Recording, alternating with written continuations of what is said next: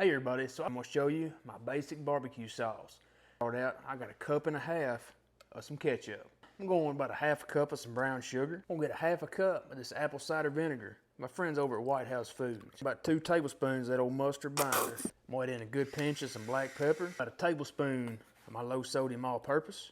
About a half a tablespoon of my barbecue rub. I'll add in about a half a cup of some water. I'm just gonna give this here a quick mix. Put it on the stove top and bring it up to a simmer. Once we hit that simmer, all you have to do is simmer it to consistency that you like. So this right here is about where I want it at. I'm gonna set it to the side to cool. So we've let our sauce cool, and I mean it's just this simple. Of course we gotta try it out. I got a little bit of some smoked turkey. Just take a look at that. This is a nice, tangy barbecue sauce that the whole family's gonna love. It's going for that bite. This old sauce right here, now that's where it's at.